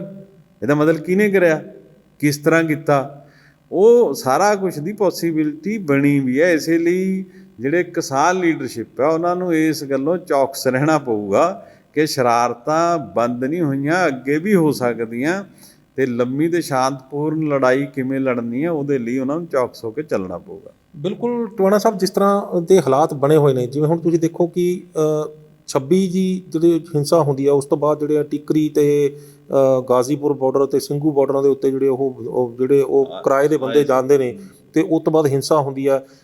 ਕੋਈ ਵੇਲਾ ਸੀ ਜਦੋਂ ਸਰਕਾਰ ਨੂੰ ਇਹ ਡਰ ਹੁੰਦਾ ਸੀ ਕਿ ਅੰਦੋਲਨਕਾਰੀ ਹਿੰਸਾ ਨਾ ਕਰ ਦੇਣ, ਪਰ ਅੱਜ ਕੱਲ੍ਹ ਅੰਦੋਲਨਕਾਰੀਆਂ ਨੂੰ ਇਹ ਡਰ ਆ ਕਿ ਕਿਤੇ ਸਰਕਾਰ ਨਾ ਹਿੰਸਾ ਕਰਵਾ ਦੇ। ਅਤੇ ਜਿਸ ਤਰ੍ਹਾਂ ਨੌਜਵਾਨਾਂ ਨੂੰ, ਜਿਹੜੇ ਬੇਕਸੂਰ ਨੌਜਵਾਨਾਂ ਨੂੰ ਫੜ ਕੇ ਜੇਲ੍ਹਾਂ 'ਚ ਤੁੰਨ ਦਿੱਤਾ ਗਿਆ, 200-250 ਦੇ ਕਰੀਬ ਜਿਹੜਾ ਬੰਦਾ ਗਾਇਬ ਹੋ ਗਿਆ, ਉਹਨਾਂ ਦੇ ਉੱਤੇ ਤਸ਼ੱਦਦ ਹੋਇਆ, ਅਤੇ ਉਹ ਜਿਹੜਾ ਰੋਹ ਹੈ, ਜਿਹੜੇ ਉਹ ਗੁੱਸੇ 'ਚ ਨੌਜਵਾਨ ਨੇ ਜਿਨ੍ਹਾਂ ਨਾਲ ਜਿਹੜਾ ਧੱਕਾ ਹੋਇਆ, ਇਹੋ ਜਿਹੇ ਨੌਜਵਾਨਾਂ ਦੇ ਨੂੰ ਧਿਆਨ 'ਚ ਰੱਖ ਕੇ ਜਿਹੜਾ ਉਹ ਇਹ ਬਿਆਨ ਆਇਆ, ਅਤੇ ਇਹੋ ਜਿਹੇ ਨੌਜਵਾਨਾਂ ਨੂੰ ਧਿਆਨ 'ਚ ਰੱਖ ਕੇ ਜਿਹੜਾ ਉਹ ਇੱਕ ਡਰ ਪੈਦਾ ਹੋ ਗਿਆ ਕਿ ਅੱਗੇ ਜਿਹੜਾ ਇਸ ਦਾ ਮਿਸਯੂਜ਼ ਨਾ ਹੋ ਜਾਏ। ਕਿਸ ਤਰ੍ਹਾਂ ਦੇਖਦੇ ਹੋ ਤੁਸੀਂ ਇਸ ਨੂੰ? ਦੇਖੋ, ਜਿਹੜੇ ਪਰਿਵਾਰ 'ਚੋਂ ਬੰਦਾ ਫੜਿਆ ਗਿਆ, ਜਿਹੜਾ ਬੰਦਾ ਨਹੀਂ ਲੱਭਦਾ, ਉਹਦੇ ਪਰਿਵਾਰ ਦੇ ਵੀ ਗੁੱਸੇ 'ਚ ਹੋਣਗੇ, ਬਾਕੀ ਵੀ ਗੁੱਸੇ 'ਚ ਹੋਣਗੇ। ਇਸੇ ਲਈ ਕਿਸਾਨ ਜਥੇਬੰਦੀਆਂ ਨੇ ਵੀ ਆਪਣਾ ਲੀਗਲ ਵਿੰਗ ਬਣਾਇਆ, ਬਹੁਤ ਸਾਰੀਆਂ ਸੰਸਥਾਵਾਂ ਉਹਨਾਂ ਨੇ ਵੀ ਲੀਗਲ ਵਿੰਗ ਆਪਣੇ ਐਕਟੀਵੇਟ ਕੀਤੇ ਹੈ। ਹਾਂਜੀ, ਦਿੱਲੀ ਗੁਰਦੁਆਰਾ ਪ੍ਰਬੰਧਕ ਕਮੇਟੀ ਨੇ ਵੀ ਕੀਤੇ ਹੈ। ਉਹ ਲੜਾਈ ਜਿਹੜੀ ਹੈ, ਜਿਹੜੀ ਸਰਕਾਰ ਵੀ ਇਹੀ ਚਾਹੁੰਦੀ ਹੈ, ਸਰਕਾਰ ਨੂੰ ਇਹਦੇ ਨਾਲ ਕੋਈ ਬੜਾ ਫਰਕ ਨਹੀਂ ਪੈਂਦਾ ਕਿ ਵੀ ਹਿੰਸਾ ਹੋ ਜਾਂਦੀ ਹੈ। ਤੁਸੀਂ ਦਿੱਲੀ ਦੰਗੇ ਜਿਹੜੇ ਸ਼ਹੀਨ ਬਾਗ ਤੋਂ ਬਾਅਦ ਹੈ, ਦਿੱਲੀ ਦੰਗੇ ਦੇਖੇ, ਅਤੇ ਉਹਦੇ 'ਚ ਤਾਂ ਪਤਾ ਹੀ ਨਹੀਂ ਲੱਗਿਆ ਵੀ ਕਿਹੜੇ ਸੀਗੇ, ਕੀ ਸੀ, ਫੜ ਕੇ ਕਿਸੇ ਹੋਰ 'ਤੇ ਕੇਸ ਬਣਾਤਾ, ਅੰਦਰ ਕਿਸੇ ਹੋਰ ਨੂੰ ਕਰਤਾ। ਅਤੇ ਜਿਵੇਂ ਦਾ ਚੱਲਣ ਚੱਲ ਰਿਹਾ ਨਾ ਸਾਰੇ ਕਾਸੇ ਦਾ, ਉਹ ਇਹੀ ਦੱਸਦਾ ਵੀ ਸਰਕਾਰ ਇੱਕ ਸ਼ਰਾਰਤ ਕਰਾਉਂਦੀ ਹੈ ਅਤੇ ਕਰਦੀ ਹੈ, ਬੈਕਿੰਗ 'ਤੇ ਹੁੰਦਾ, ਅਤੇ ਕਿਵੇਂ ਹੁੰਦਾ, ਕੌਣ ਹੁੰਦਾ, ਉਹਦੀ ਬਜਾਏ ਉਹ ਬੰਦਿਆਂ ਨੂੰ ਫੜ ਕੇ ਅੰਦਰ ਕਰਦੇ ਜਿਹੜੇ ਲੋਕ ਅਸਲ 'ਚ ਡੈਮੋਕ੍ਰੈਟਿਕ ਆਪਣੇ ਰਾਈਟਸ ਦੇ ਨਾਲ ਜਿਹੜਾ ਆਪਣਾ ਕਰਦੇ ਆ, ਧਰਨਾ ਮੁਜ਼ਾਹਰਾ ਰੈਲੀ ਕਰਦੇ ਆ। ਤੋ ਇਸ ਲਈ ਇਸ ਜਿਹੜੀ ਐਜੀਟੇਸ਼ਨ ਹੈ ਉਹਦੇ ਤੋਂ ਸਰਕਾਰ ਜਿਹੜੀ ਆ ਉਹਦੀ ਜਵਾਬਦੇਹੀ ਪੂਰੀ ਤਰ੍ਹਾਂ ਬਣਦੀ ਹੈ, ਅਤੇ ਉਹ ਜਵਾਬ ਦੇਣ ਤੋਂ ਭੱਜ ਰਹੀ ਹੈ। ਉਹਦੇ ਕੋਲ ਇਹਦਾ ਕੋਈ ਹੱਲ ਹੈ ਨਹੀਂ ਗਾ, ਇਹਦਾ ਜਵਾਬ ਹੈ ਨਹੀਂ ਗਾ ਵੀ ਇਹ ਕਾਨੂੰਨ ਤੁਸੀਂ ਰੱਦ ਕਿਉਂ ਨਹੀਂ ਕਰ ਰਹੇ। ਤੁਸੀਂ ਇਹਨੂੰ ਮਤਲਬ ਟਾਲਣ ਲਈ ਤਿਆਰ ਹੋ ਵੀ 1.5 ਸਾਲ ਕਰ ਦਿਓ, 2 ਸਾਲ ਕਰ ਦਿਓ, ਇਹਦੇ ਚੇਂਜਸ ਕਰਾ ਲਓ। ਜੇ ਤੁਸੀਂ ਇੱਕ ਕਾਨੂੰਨ ਹੁਣੇ ਬਣਾ ਕੇ ਉਹਦੀ ਚੇਂਜ ਕਰਨ ਲਈ ਤਿਆਰ ਹੋ, ਫਿਰ ਉਹਦੀ ਇੰਪਲੀਮੈਂਟੇਸ਼ਨ ਰੋਕਣ ਲਈ ਤਿਆਰ ਹੋ, ਫਿਰ ਉਹਨੂੰ ਰੱਦ ਕਰਨ ਲਈ ਕਿਉਂ ਤਿਆਰ ਨਹੀਂ ਗੇ। ਉਹਨਾਂ ਸਾਹਿਬ ਇੱਥੇ ਸਵਾਲ ਇਹ ਪੈਦਾ ਹੁੰਦਾ ਕਿ ਜਦੋਂ ਹਿੰਸਾ ਦੀ ਗੱਲ ਚੱਲੀ ਹੈ ਤਾਂ ਜਿਹੜੇ ਲੋਕ ਫੜੇ ਨੇ, ਤੁਸੀਂ ਵੀ ਇਹ ਕਹਿ ਰਹੇ ਹੋ ਵੀ ਬੇਕਸੂਰ ਲੋਕ ਜਿਹੜੇ ਉਹਨਾਂ ਨੂੰ ਫੜ ਕੇ ਜਿਹੜਾ ਉਹ ਕੀਤਾ ਗਿਆ, ਇਹ ਸਾਹਮਣੇ ਆ ਰਹੀਆਂ ਨੇ ਆਪਣੇ ਕੋਲ ਜਿਹੜੀਆਂ ਚੀਜ਼ਾਂ ਜਿਹੜੀਆਂ ਨੇ। ਕਿਸਾਨ ਆਗੂ ਵੀ ਇਹ ਕਹਿ ਰਹੇ ਨੇ ਵੀ ਬੇਕਸੂਰ ਲੋਕਾਂ ਨੂੰ ਫੜਿਆ ਗਿਆ। ਜਿੰਨੇ ਆਲ ਓਵਰ ਵਰਲਡ ਜਿਹੜਾ ਇਹ ਰੌਲਾ ਪੈ ਰਿਹਾ ਹੈ, ਕੀ ਇਹ ਹੋ ਸਕਦਾ ਹੈ ਕਿ ਏਜੰਸੀਆਂ ਜਿਹੜੀਆਂ ਨੇ ਜਾਣ ਬੁੱਝ ਕੇ ਬੇਕਸੂਰ ਲੋਕਾਂ ਨੂੰ ਜਿਹੜਾ ਫੜ ਕੇ ਉਹਨਾਂ 'ਤੇ ਤਸ਼ੱਦਦ ਕਰ ਰਹੀ ਹੋਵੇ ਤਾਂ ਕਿ ਇਹ ਭੜਕਣ ਜਾ ਕੇ ਹਿੰਸਾ ਫੈਲਾਉਣ ਮੁੜ ਕੇ, ਅਤੇ ਅਸੀਂ ਇਹ ਕਹਿ ਸਕੀਏ ਕਿ ਇਹ ਅੰਦੋਲਨ ਜਿਹੜਾ ਹਿੰਸਾ ਹੋ ਰਿਹਾ ਸੀ ਇਸ ਨੂੰ ਇਸੇ ਕਰਕੇ ਹਟਾਤਾ? ਦੇਖੋ, ਉਹ ਜਿਹੜਾ 26 ਤਰੀਕ ਵਾਲਾ ਜਿਨ੍ਹਾਂ ਨੇ ਤਾਂ ਕੌਨਸਪੀਰੇਸੀ ਕੀਤੀ, ਜਿਨ੍ਹਾਂ ਨੇ ਇੱਕ ਦਿਨ ਪਹਿਲਾਂ ਪਲਾਨ ਬਣਾਈ, ਸਾਰਾ ਕੁਛ ਕਰਿਆ, ਉਹ ਤਾਂ ਕਸੂਰਵਾਰ ਆ। ਉਹ ਤਾਂ ਕਸੂਰ 'ਚ ਆ। ਉਹਦੇ ਬਾਰੇ ਤਾਂ ਕਿਸਾਨ ਜਥੇਬੰਦੀਆਂ ਵੀ ਕਹਿ ਚੁੱਕੀਆਂ ਵੀ ਨਾ ਖਰਾਬ ਤੁਸੀਂ ਕਾਰਵਾਈ ਕਰਨੀ ਕਰੋ, ਪਰ ਉਹਦੀ ਆੜ ਥੱਲੇ ਹੋਰ ਬੇਕਸੂਰ ਬੰਦਿਆਂ ਨੂੰ ਫੜਨਾ ਹੈ ਨਾ। ਉੱਥੇ ਆ ਕੇ ਹੀ ਜਿਹੜਾ ਸਿੰਘੂ ਬਾਰਡਰ 'ਤੇ ਕਿਸੇ ਨੂੰ ਫੜ ਕੇ ਲੈ ਜਾਣਾ, ਬਹੁਤ ਸਾਰੇ ਲੋਕਾਂ ਨੂੰ ਉੱਥੋਂ ਫੜ ਕੇ ਲੈ ਜਾਣਾ, ਕੋਈ ਮਿਲਣ ਗਿਆ ਉਹਨੂੰ ਫੜ ਕੇ ਲੈ ਜਾਣਾ, ਉਹ ਗਲਤ ਹੈ। ਕਿਸਾਨ ਜਥੇਬੰਦੀਆਂ ਇਹ 26 ਤਰੀਕ ਦੀ ਸ਼ਰਾਰਤ ਕਰਾਉਣ ਦੇ ਵਿੱਚ ਜਿਹੜੀ ਉਹ ਸਾਰੀ ਰਲੀ ਮਿਲੀ ਹੈਗੀ ਹੈ, ਉਹਦੇ ਬਾਰੇ 'ਚ ਤਾਂ ਕਿਸਾਨ ਜਥੇਬੰਦੀਆਂ ਵੀ ਕਹਿੰਦੀਆਂ ਵੀ ਕਸੂਰਵਾਰ ਆ, ਤੁਸੀਂ ਉਹਦੇ 'ਤੇ ਕਾਰਵਾਈ ਕਰ ਲਓ। ਉਹ ਤਾਂ ਉਦੋਂ 2-3 ਦਿਨਾਂ ਬਾਅਦ ਹੀ ਬਿਆਨ ਆ ਗਿਆ ਸੀ। ਲੇਕਿਨ ਇਸੇ ਆੜ 'ਤੇ ਤੁਸੀਂ ਬਹੁਤ ਸਾਰੇ ਬੰਦੇ ਉੱਥੇ ਗਏ ਵੀ ਨਹੀਂ, ਉੱਥੇ ਹਾਜ਼ਰ ਵੀ ਨਹੀਂ। ਇੰਦਰਜੀਤ ਨਿੱਕੂ ਦਾ ਹੈ ਨਾ, ਤੁਸੀਂ ਉਹ ਫੜ ਕੇ ਅੰਦਰ ਕਰਤੇ। ਇਹਦਾ ਮਤਲਬ ਤੁਸੀਂ ਲੋਕਾਂ ਨੂੰ, ਕਿਸਾਨਾਂ ਨੂੰ ਡਰਾ ਕੇ, ਧਮਕਾ ਕੇ, ਇਹ ਸਾਰਾ ਕੁਝ ਕਰਕੇ ਇਸ ਐਜੀਟੇਸ਼ਨ ਨੂੰ ਫੇਲ ਕਰਨਾ ਚਾਹੁੰਦੇ, ਯਾਨੀ ਹਿੰਸਾ ਦੇ ਰਾਹ 'ਤੇ ਤੋਰਨ ਦੀ ਆਪ ਜਿਹੜੀ ਆ ਕੋਸ਼ਿਸ਼ ਕੀਤੀ। ਬਸ ਜੇ ਹਿੰਸਾ ਦੇ ਰਾਹ 'ਤੇ ਨਾ ਵੀ ਤੁਸੀਂ ਇਸ ਗੱਲ ਤੱਕ ਨਾ ਵੀ ਆਓ, ਤਾਂ ਇਹਦਾ ਮਤਲਬ ਲੋਕਾਂ ਨੂੰ ਡਰਾਓ ਕਿ ਤੁਸੀਂ ਇੱਥੇ ਧਰਨੇ ਮੁਜ਼ਾਹਰੇ 'ਤੇ ਨਾ ਆਓ, ਤੁਸੀਂ ਐਜੀਟੇਸ਼ਨ ਤੋਂ ਪਰੇ ਹੋ ਜਾਓ, ਤੁਸੀਂ ਐਜੀਟੇਸ਼ਨ 'ਚ ਪਾਰਟੀਸਪੇਟ ਨਾ ਕਰੋ। ਅਤੇ ਉਹਦੇ 'ਚੋਂ ਪੋਸੀਬਿਲਿਟੀ ਹੈ ਕਿ ਕੁਛ ਬੰਦੇ ਜਿਹੜੇ ਹੈ ਉਹ ਜਿਹੜਾ ਉਹਨਾਂ ਦਾ ਗੁੱਸਾ ਹੁੰਦਾ ਉਹ ਕਿਸੇ ਹੋਰ ਰੂਪ 'ਚ ਹੋ ਜਾਏ, ਅਤੇ ਸਰਕਾਰ ਨੂੰ ਤਾਂ ਕੋਈ ਫਰਕ ਨਹੀਂ ਪੈਣ ਲੱਗਿਆ। ਇਸੇ ਲਈ ਕਹਿੰਦਾ ਵੀ ਇਸ ਗੱਲ ਤੋਂ ਕਿਸਾਨ ਜਿਹੜੇ ਲੀਡਰ ਹੈ ਉਹਨਾਂ ਨੂੰ ਚੌਕਸ ਹੋਣ ਦੀ ਲੋੜ ਹੈ ਕਿ ਇਹ ਸਾਈਡ ਨਾ ਹੋਵੇ, ਕਿ ਜੇ ਇਹ ਸਾਈਡ ਹੋ ਗਈ ਫਿਰ ਤੁਹਾਡਾ ਕਿਸਾਨ ਅੰਦੋਲਨ ਖਤਮ ਹੋ ਗਿਆ। ਇਸ ਲਈ ਸਭ ਤੋਂ ਵੱਡੀ ਸਟਰੈਂਥ ਕਿਸਾਨ ਅੰਦੋਲਨ ਦੀ ਹੁਣ ਤੱਕ ਇਹੀ ਹੈ, ਅਤੇ ਅੱਗੇ ਵੀ ਇਹੀ ਰਹਿਣੀ ਹੈ ਕਿ ਪੀਸਫੁਲ ਹੈ, ਵੈਲ ਆਰਗੇਨਾਈਜ਼ਡ ਹੈ, ਕੋਈ ਇਸ ਤਰ੍ਹਾਂ ਦੀ ਘਟਨਾ ਨਹੀਂ ਘਟ ਰਹੀ। ਅਤੇ ਸਰਕਾਰ ਨੇ ਤਾਂ ਉਦੋਂ ਵੀ ਕੋਈ ਕਸਰ ਨਹੀਂ ਛੱਡੀ ਕਿ ਵਾਇਲੈਂਸ ਹੋ ਜਾਏ, ਅਤੇ ਜੇ ਵਾਇਲੈਂਸ ਹੋ ਜਾਂਦੀ ਤੁਹਾਡਾ ਅੰਦੋਲਨ ਫੇਲ ਹੋ ਗਿਆ ਸੀਗਾ। ਇਹ ਅੱਗੇ ਵੀ ਕੋਸ਼ਿਸ਼ ਹੋ ਸਕਦੀ ਹੈ ਵੀ ਐਸਾ ਕੁਛ ਹੋ ਜਾਏ, ਅਤੇ ਇਸ ਲਈ ਉਸ ਤੋਂ ਬਚਣਾ ਚਾਹੀਦਾ, ਉਸ ਤੋਂ ਬਾਰ-ਬਾਰ ਤੁਹਾਨੂੰ ਬਚਣਾ ਪਊਗਾ, ਅਤੇ ਕਿਸਾਨ ਜਥੇਬੰਦੀਆਂ ਨੂੰ ਉਹਦੇ ਲਈ ਐਫਰਟ ਕਰਨੀ ਪਊਗੀ ਵੀ ਐਸਾ ਕੁਛ ਨਾ ਹੋਵੇ, ਵਾਇਲੈਂਸ ਟਾਈਪ ਕੁਛ ਵੀ ਜਿਹਦੇ ਕਰਕੇ ਅੰਦੋਲਨ ਫੇਲ ਹੋ ਜਾਏ। ਫੋਕਸ ਜਿਹੜਾ ਨਾ ਸਾਡਾ ਕਿਸਾਨ ਜਥੇਬੰਦੀਆਂ ਦਾ ਉਹ ਕਿਸਾਨੀ ਮੰਗਾਂ ਦੇ ਉੱਤੇ ਹੋਣਾ ਚਾਹੀਦਾ, ਉਸ ਦੇ ਉੱਤੇ ਰਹੇ। ਉਹਨੂੰ ਇੱਧਰ ਉੱਧਰ ਲਿਜਾਣ ਦੀ ਜਿਹੜੀ ਕੋਈ ਕੋਸ਼ਿਸ਼ ਹੋਣਾ, ਉਹਨੂੰ ਤੁਹਾਨੂੰ ਮਤਲਬ ਡਿਫੀਟ ਕਰਨਾ ਪਊਗਾ, ਉਹਨੂੰ ਨਕਾਰਨਾ ਪਊਗਾ, ਉਹਨੂੰ ਆਰਗੇਨਾਈਜ਼ਡ ਵੇ 'ਚ ਨਕਾਰਨਾ ਪਊਗਾ। ਪਰ ਇਹਦੇ ਨਾਲ ਇੱਕ ਦੇਖਿਆ ਜਾਵੇ, ਇੱਕ ਪਾਸੇ ਤਾਂ ਕਿਸਾਨ ਅੰਦੋਲਨ ਚੱਲ ਰਿਹਾ, ਬਹੁਤ ਵੱਡੇ ਪੱਧਰ 'ਤੇ ਚੱਲ ਰਿਹਾ, ਅਤੇ ਭਾਰਤੀ ਜਨਤਾ ਪਾਰਟੀ ਸਰਕਾਰ ਜਿਹੜੀ ਆ ਉਹ ਇਹ ਕਹਿ ਰਹੀ ਹੈ ਕਿ ਇਹ ਇੱਕ ਖਾਸ ਏਰੀਏ ਦਾ ਅੰਦੋਲਨ ਹੈ, 1-2 ਸੂਬਿਆਂ ਦਾ ਅੰਦੋਲਨ ਹੈ, ਔਰ ਪੂਰੇ ਦੇਸ਼ ਦੇ ਜਿਹੜੇ ਕਿਸਾਨ ਨੇ ਉਹਨਾਂ ਦੇ ਨਾਲ ਨੇ। 5 ਰਾਜਾਂ ਦੇ ਵਿੱਚ ਚੋਣਾਂ ਹੋਣ ਜਾ ਰਹੀਆਂ ਨੇ, ਅਤੇ ਇਹੀ ਮੈਨੀਫੈਸਟੋ ਦੇ ਨਾਲ ਜਿਹੜੀ ਆ ਉਹ ਸਰਕਾਰ ਜਿਹੜੀ ਆ ਚੋਣ ਲੜ ਰਹੀ ਹੈ। ਯਾਨੀ ਕਿ ਇਹ ਗੱਲਾਂ ਜਦੋਂ ਬਿਆਨ ਦਿੱਤੇ ਜਾ ਰਹੇ ਨੇ ਤਾਂ ਮਤਲਬ ਮੈਨੀਫੈਸਟੋ ਇਹੀ ਹੈ। ਤਾਂ ਕੀ ਆਪਾਂ ਇਹ ਸਮਝ ਲਈਏ ਵੀ ਜੇਕਰ ਉਹ ਉਹਨਾਂ ਰਾਜਾਂ ਦੇ ਵਿੱਚ ਚੋਣ ਜਿੱਤ ਜਾਂਦੀ ਹੈ, ਭਾਰਤੀ ਜਨਤਾ ਪਾਰਟੀ ਸਰਕਾਰ ਬਣਾ ਲੈਂਦੀ ਹੈ ਉਹਨਾਂ ਖੇਤਰਾਂ ਦੇ ਵਿੱਚ, ਤਾਂ ਕੀ ਉਹਨਾਂ ਰਾਜਾਂ ਦੇ ਜਿਹੜੇ ਕਿਸਾਨ ਹੋਣਗੇ ਉਹਨਾਂ ਵੱਲੋਂ ਇਹ ਮੋਹਰ ਲਾ ਦਿੱਤੀ ਜਾਏਗੀ ਕਿ ਹਾਂ ਇਹ ਅੰਦੋਲਨ ਠੀਕ ਨੇ? ਦੇਖੋ, ਪਹਿਲੀ ਗੱਲ ਤਾਂ ਇਹ ਕਿ ਜੇ ਰਾਜ ਦਾ ਮੁੱਦਾ, ਜੇ ਐਗਰੀਕਲਚਰ ਰਾਜ ਦੇ ਅਧਿਕਾਰ ਖੇਤਰ 'ਚ ਆਉਂਦਾ, ਫਿਰ ਰਾਜ 'ਤੇ ਛੱਡਣਾ ਚਾਹੀਦਾ। ਫਿਰ ਉੱਥੇ ਦਾ ਜਿਹੜਾ ਫਿਰ ਇਹ ਨਹੀਂ ਇਲੈਕਸ਼ਨ ਜਿਹੜੀ ਹੈ, ਮੈਂ ਪਹਿਲਾਂ ਵੀ ਕਹਿ ਚੁੱਕਿਆ, ਅੱਜ ਕੱਲ੍ਹ ਇਲੈਕਸ਼ਨ ਡੈਮੋਕ੍ਰੇਟਿਕ ਵੇ 'ਚ ਹੁੰਦੀ ਨਹੀਂ, ਅੱਜ ਕੱਲ੍ਹ ਇਲੈਕਸ਼ਨ ਮੈਨੇਜ ਹੁੰਦੀ ਹੈ। ਤੁਸੀਂ ਇਹ ਕਹਿ ਹੀ ਨਹੀਂ ਸਕਦੇ ਕਿਹੜੇ ਮੁੱਦੇ 'ਤੇ ਕੀ ਵੋਟ ਪਈ।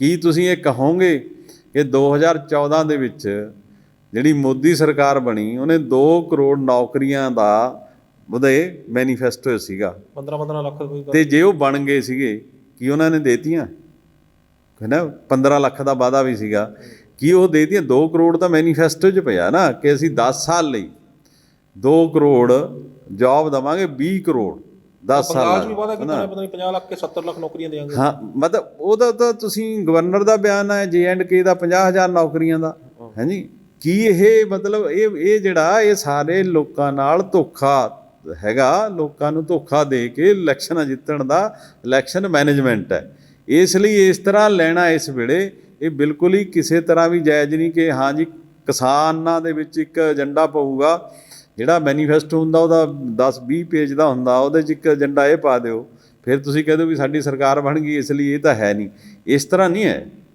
ਜੇ ਦੂਜੇ ਪਾਸੇ ਕਹਿ ਦਿਓ ਕਿ ਵੀ ਨਹੀਂ ਤੁਸੀਂ ਫਿਰ ਇਹ ਜਨਮਤ ਕਰਾ ਲਓ ਜਿਹਨੂੰ ਆਪਾਂ ਕਹਿੰਦੇ ਆ ਵੀ ਰੈਫਰੈਂਡਮ ਕਰਾ ਲਓ ਉਹ ਰੈਫਰੈਂਡਮ ਤੱਕ ਤਾਂ ਉਹਦਾ ਨਹੀਂ ਕੰਮ ਇਸ ਲਈ ਜਿਹੜੀ ਤੁਹਾਡੀ ਡਿਸਕਸ਼ਨ ਹੋਈ ਜਿਹੜੀ ਕਿਸਾਨ ਜਥੇਬੰਦੀਆਂ ਨਾਲ ਹੋਈ ਤੁਸੀਂ ਤਾਂ ਉਹਦੇ 'ਤੇ ਝੂਠ ਬੋਲਿਆ ਤੁਸੀਂ ਤਾਂ ਇਹ ਕਿਹਾ ਵੀ ਇਹਦੇ 'ਚ ਕਾਲਾ ਕੁਛ ਨਹੀਂ ਗਾ ਹੋਰ ਨਹੀਂ ਗਾ ਅਤੇ ਤੁਸੀਂ ਅਦਰਵਾਈਜ਼ ਤੁਸੀਂ ਮੀਟਿੰਗਾਂ 'ਚ ਕਹਿੰਦੇ ਹੋ ਤੁਸੀਂ ਇਹਦੇ 'ਚ ਸੌਦਾ ਕਰਵਾ ਲਓ ਫਿਰ ਤੁਸੀਂ ਇਹ ਕਹਿੰਦੇ ਹੋ ਇਹਨੂੰ 1.5 ਸਾਲ ਲਈ ਆਪਾਂ ਪੋਸਟਪੋਨ ਕਰ ਦਿੰਦੇ ਹਾਂ ਇਹਦਾ ਮਤਲਬ ਤੁਸੀਂ ਕਹਿੰਦੇ ਕੁਛ ਹੋਰ ਹੋ ਮੀਟਿੰਗਾਂ 'ਚ ਉੱਥੇ ਜਾ ਕੇ ਪਾਰਲੀਮੈਂਟ 'ਚ ਜਾਂ ਅਦਰਵਾਈਜ਼ ਉਹਨਾਂ 'ਚ ਕੁਛ ਹੋਰ ਕਹਿੰਦੇ ਹੋ ਇਹ ਮਤਲਬ ਡਬਲ ਟ੍ਰਿਪਲ ਸਟੈਂਡਰਡ ਜਿਹੜੇ ਆ ਨਾ ਉਸ ਲਈ ਇਹ ਨਹੀਂ ਇਸ਼ੂ ਹੈਗਾ ਹੁਣ ਡਿਸਕਸ਼ਨ ਚੱਲਿਆ ਵਾ ਅਤੇ ਡਿਸਕਸ਼ਨ ਦੇ ਵਿੱਚ ਤੁਸੀਂ ਅਗਲਿਆਂ ਨੇ ਜਵਾਬ ਦਿੱਤਾ 37 ਮਤਲਬ ਪੇਜ 37 ਮੁੱਦਿਆਂ ਦੇ ਲਿਖ ਕੇ ਅਗਲਿਆਂ ਨੇ ਦੇਤਾ ਵੀ ਇਹ ਭਾਈ ਗਲਤ ਹੈ ਅਤੇ ਜਦੋਂ ਅਗਲਿਆਂ ਨੇ ਲਿਖ ਕੇ ਮੁੱਦਾ ਵਾਈਜ਼ ਆਈਟਮ ਵਾਈਜ਼ ਹੈ ਨਾ 1 ਬਾਈ 1 ਅਗਲਿਆਂ ਨੇ ਜਵਾਬ ਦਿੱਤੇ ਵੇ ਅਤੇ ਡਿਸਕਸ਼ਨ ਹੋਈ ਹੈ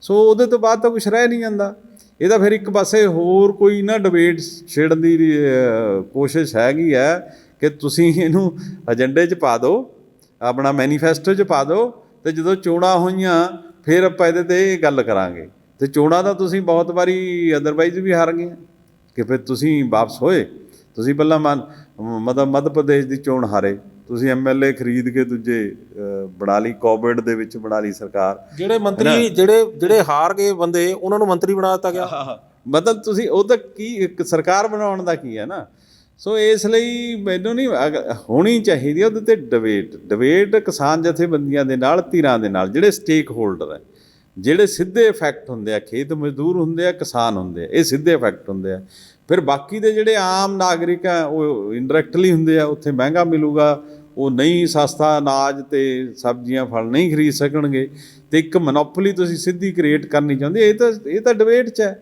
ਇਹ ਤੁਹਾਡੀ ਕਿਸਾਨ ਜਥੇਬੰਦੀਆਂ ਨਾਲ ਡਿਬੇਟ ਤੋਂ ਬਾਅਦ ਤੁਸੀਂ ਡਿਫੈਂਡ ਨਹੀਂ ਕਰ ਸਕੇ ਤੁਸੀਂ ਆ ਗਏ ਵੀ ਹਾਂ ਜੀ ਅਸੀਂ ਇਹਨਾਂ 'ਚ ਸੌਦਾ ਕਰ ਦਿੰਦੇ ਹਾਂ ਅਸੀਂ ਇਹਨੂੰ ਡੈਫਰ ਕਰ ਦਿੰਦੇ ਹਾਂ 1.5 ਸਾਲ ਲਈ ਇਹ ਤਾਂ ਆਪਣੇ ਆਪ 'ਚ ਹੀ ਪ੍ਰੂਵ ਹੁੰਦਾ ਕਿ ਨਹੀਂ ਤੁਹਾਡੇ ਠੀਕ ਹੈ ਉਹ ਪ੍ਰੋਫੈਸਰ ਸਾਹਿਬ ਤੁਹਾਡਾ ਨਿਊਜ਼ ਏਸ਼ੀਆ ਪੰਜਾਬੀ ਨਾਲ ਗੱਲਬਾਤ ਕਰਨ ਲਈ ਬਹੁਤ ਬਹੁਤ ਧੰਨਵਾਦ ਸ਼ੁਕਰੀਆ ਜੀ ਸੋ ਇਹ ਸਨ ਪ੍ਰੋਫੈਸਰ ਬਲਵਿੰਦਰ ਸਿੰਘ ਟਵਾਣਾ ਜਿਨ੍ਹਾਂ ਨੇ ਬੜੇ ਵਿਸਥਾਰ ਦੇ ਨਾਲ ਦੱਸਿਆ ਕਿ ਪ੍ਰਧਾਨ ਮੰਤਰੀ ਨੇ ਜਿਹੜਾ ਨੀਤੀ ਆਯੋਗ ਦੀ ਬੈਠਕ ਦੇ ਵਿੱਚ ਜਿਹੜਾ ਬਿਆਨ ਦਿੱਤਾ ਹੈ ਨਿੱਜੀ ਸੈਕਟਰ ਨੂੰ ਬੜਾਵਾ ਦੇਣ ਲਈ ਨਿੱਜੀ ਸੈਕਟਰ ਨੂੰ ਸਹਿਯੋਗ ਦੇਣ ਲਈ ਉਹਦੇ ਕੀ ਮਾਇਨੇ ਨੇ ਖੇਤੀ ਸੈਕਟਰ ਇਹਨਾਂ ਦਾ ਕਹਿਣਾ ਖੇਤੀ ਸੈਕਟਰ ਤਾਂ ਪਹਿਲਾਂ ਹੀ ਨਿੱਜੀਕਰਨ ਹੈ ਉਹ ਪਹਿਲਾਂ ਹੀ ਜੇਕਰ ਇੰਨੇ ਟਰੈਕਟਰ ਇੰਨੇ ਜਿਹੜੇ ਉਹ ਮਸ਼ੀਨਰੀ ਜਿਹੜੀ ਆ ਉਹ ਕਿਸਾਨਾਂ ਦੀ ਆਪਣੀ ਖਰੀਦੀ ਹੋਈ ਆ ਜ਼ਮੀਨਾਂ ਕਿਸਾਨਾਂ ਦੀਆਂ ਆਪਣੀਆਂ ਨੇ ਹਰ ਚੀਜ਼ ਜਿਹੜੀ ਹੈ ਕਿਸਾਨ ਜਿਹੜੀ ਆਪਣੇ ਕੋਲੋਂ ਲੈ ਕੇ ਕਰ ਰਿਹਾ ਸਰਕਾਰ ਵੱਲੋਂ ਉਸ 'ਚ ਕੋਈ ਸਹਿਯੋਗ ਨਹੀਂ ਕੀਤਾ ਪਹਿਲਾਂ ਹੀ ਨਿੱਜੀਕਰਨ ਹੈ ਖੇਤੀ ਸੈਕਟਰ ਦਾ ਹੋਰ ਕਿੰਨਾ ਕੁ ਨਿੱਜੀਕਰਨ ਦੇ ਵਿੱਚ ਕਰਨਾ ਚਾਹੁੰਦੀ ਹੈ ਸਰਕਾਰ ਬੇਸਿਕ ਜਿਹੜਾ ਉਹਨਾਂ ਦਾ ਸੋਚ ਹੈ ਉਹ ਇਹ ਹੈ ਕਿ ਇਹਦੇ 'ਚ ਕਾਰਪੋਰੇਟਾਂ ਨੂੰ ਜਿਹੜਾ ਉਹਦੇ 'ਚ ਵਾੜਿਆ ਜਾਵੇ ਤਾਂ ਕਿ ਜਿਹੜਾ ਸਾਰਾ ਦਾ ਸਾਰਾ ਸਿਸਟਮ ਜਿਹੜਾ ਉਹ ਕਾਰਪੋਰੇਟਾਂ ਦੇ ਕਬਜ਼ੇ 'ਚ ਆਵੇ ਤਾਂ ਜਾ ਕੇ ਕਿਤੇ ਜਾ ਕੇ ਉਸ ਦੇ ਮਾਇਨੇ ਜਿਹੜੇ ਨੇ ਉਹ ਸਹੀ ਨਿਕਲਣ ਪਾਉਣਗੇ ਪ੍ਰਧਾਨ ਮੰਤਰੀ ਦੇ ਬਿਆਨ ਦੇ ਸੋ ਤੁਹਾਨੂੰ ਇਹ ਗੱਲਬਾਤ ਕਿਵੇਂ ਲੱਗੀ ਆਪਣੀ ਰਾਏ ਸਾਨੂੰ ਸਾਡੇ ਕਮੈਂਟ ਬਾਕਸ 'ਚ ਜ਼ਰੂਰ ਦੇਣਾ ਸਾਡੇ ਚੈਨਲ ਨੂੰ ਲਾਈਕ ਅਤੇ ਸਬਸਕ੍ਰਾਈਬ ਜ਼ਰੂਰ ਕਰਨਾ ਜੇਕਰ ਤੁਹਾਨੂੰ ਇਹ ਗੱਲਬਾਤ ਵਧੀਆ ਲੱਗੀ ਹੈ ਤਾਂ ਕਮੈਂਟ ਕਰਕੇ ਸਾਨੂੰ ਇਸ ਬਾਰੇ ਰਾਏ ਜ਼ਰੂਰ ਦੇਣਾ ਅਗਲੀ ਵਾਰ ਫੇਰ ਹਾਜ਼ਰ ਹੋਵਾਂਗੇ ਇੱਕ ਨਵੇਂ ਮੁੱਦੇ ਇੱਕ ਨਵੇਂ ਮਹਿਮਾਨ ਦੇ ਨਾਲ ਉਦੋਂ ਤੱਕ ਮੈਨੂੰ ਦਿਓ ਇਜਾਜ਼ਤ ਧੰਨਵਾਦ